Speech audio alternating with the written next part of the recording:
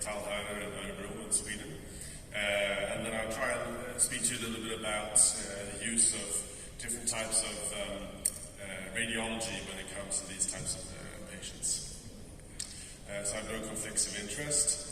So as we've been speaking about before, this is what we would consider within EVTM as yesterday's trauma surgery. So these are big open wounds where you have no other means of bailout or other means of treating these patients.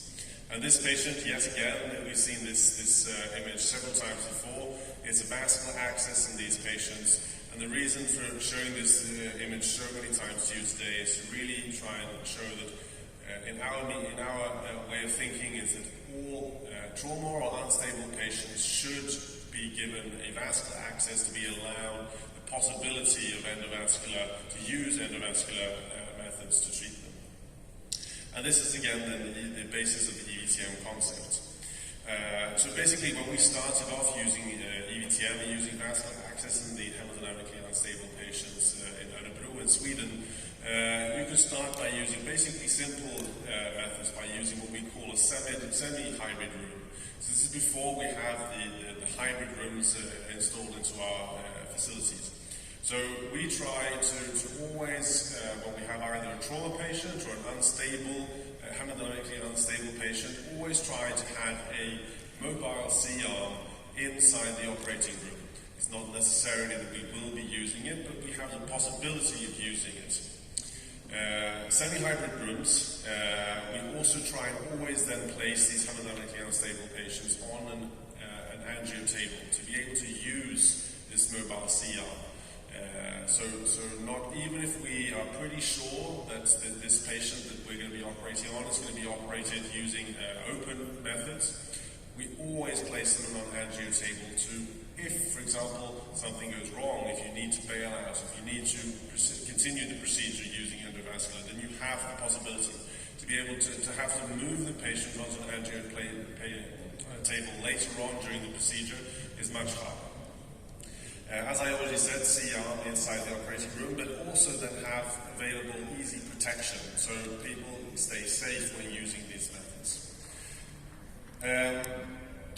As you can see here, these are multiple different cases of how you can use a mobile C-arm and these different types of bleedings. You have, for example, the ruptured aneurysms, subclavian bleeding, so on.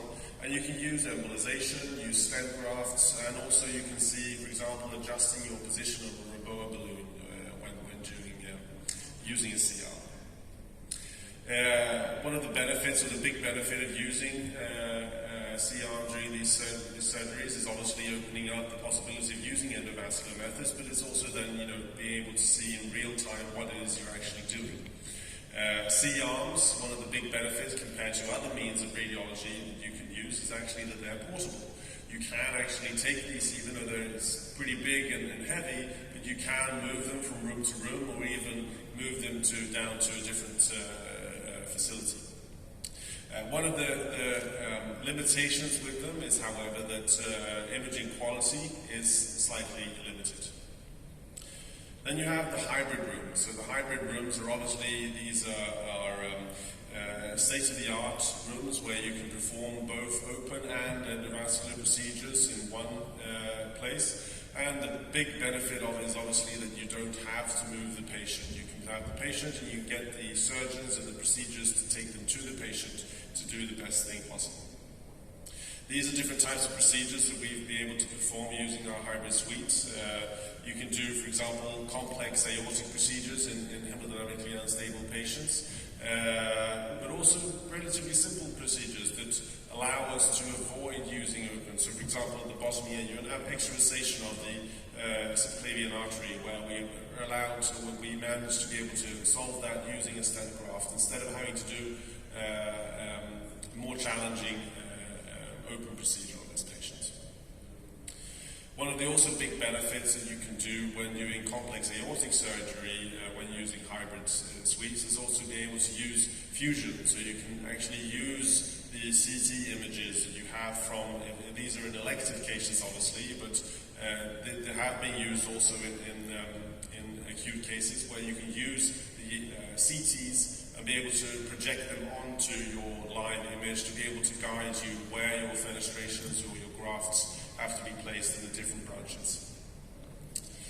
Obviously, the big problem with using these is they're seldomly in close proximity to the unstable patient. If they're coming into the emergency room, you still have to move the patient to the IR suite or the hybrid suite to be able to perform them. And also staffing these is not always that easy. Having staff 24/7 that know how to use the equipment, know where the different endovascular catheters and so on are, and where they are, and also how to use them. And also one of the big downsides is obviously it's very expensive, and there's only few centers in the world that actually can afford them. One of the biggest problems with hemodynamically unstable patients when they come to the emergency room is the relocation of them. So if a patient comes into the emergency room, you always have to then make the decision, if you don't have any other means of stabilizing them, is do I take them to the CT or do I take them to the OR straight away? You might take them to the OR, but then want to take them to the to IR, for example, to be able to use interventional radiology or endovascular methods, but you don't have time to do that. And there have been studies showing that for every 3 minutes of delay to the OR, the probability of mortality increases with 1%. So you want to get that patient to the OR as quick as possible. But what if having a CT and knowing where, for example, the bleeding is, will obviously help you a lot when you're doing a procedure. So this is even more advanced hybrid rooms now. We have the hybrid emergency rooms that are starting to being available in selected places around the world. The Japanese have been very good at building these in many of their centers. And really what the idea about this is to restyle the emergency department, and instead of transporting the patient around the hospital to be able to have to decide where they're going to give them optimal treatment, you try to take everything to the emergency department so everything is present at the time, and be able to minimize time from patient arrival, diagnosis and final treatment, maximizing the workflow. So basically it's a one-room solution of managing these severely hemodynamically unstable patients, allowing you to both examine and do diagnosis at the same time, and then also treatment. And we can see that from what CT is, I don't know why this is going on, CT has previously been seen as the tunnel of death, and when using these rooms, no longer is CT the tunnel of death, where you can be doing a CT on these patients within a couple of minutes, and then also treating them directly there simultaneously. One of also the big benefits of this is also when performing a CT, you're also not wasting both time, effort and personnel on, for example, other types of diagnosis, for example, a fast examination or an X-ray. There have been different studies that have been done specifically by the Japanese, obviously, because they're the ones that have most access to these types of rooms, where we can see that there's a significant difference in both time from arrival to completed CT and time from arrival to definitive management when having these types of rooms. And also when they're looking at these patients that are coming into the emergency department, either using these hybrid ERs or doing conventional CT when moving the patient, you can see that there's a significant time benefit, obviously, using these rooms and doing it directly in the emergency room.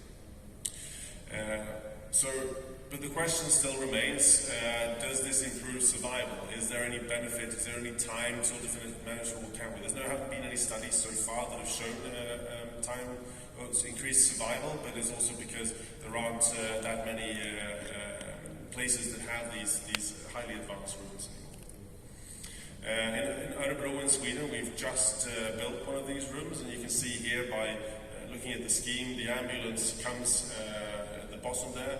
You have this the trauma room, which is the 201 room down on the left, and then you have the sliding CT right next to it. And then right next to that you have the elevator to the ICU. And basically the only other place where you actually have to walk to is the OR after the decision has been made to take the patient there. So it's saving a lot of time before we know what it is we actually have to do. The interesting question, and one of the limitations with using these rooms, is actually which patient do we not choose to do a CT? When CT is so readily available, there will still be these patients that we might think that it's still a waste of time and we want to take them to the operating room. That decision is going to become harder and harder, obviously. Obviously also that because not having so many of these rooms, if they become occupied, if you're doing surgery in the room, they're going to be occupied for a very long time. And obviously if there's more multiple trauma patients coming in, how do you select which patient goes where? This requires a lot of organization. You have to have a specific scheme to know which patients go where, how you're supposed to select which patient performs a CT and so on, which patient gets a vascular access and so on. And the team needs to know how to do this. Also, the way, for example, we work in Örebro is that all these, and I mentioned this before, in all level major trauma patients, so we always have a vascular surgeon, thoracic surgeon, orthopedic surgeon, anesthesiologist, obviously, neurosurgeon. They all always come down to the major trauma patient. And we have selected places where these people are supposed to stand, so people know where they are, people know where things are in the room, and we do team training regularly on a regular basis to be able to minimize the time it takes to take care of these patients. And I think this is one of the most important things when it comes to regard to these types of rooms is regularly practicing, regularly attending workshops and learning how to use a room in the best way possible. Thank you very much.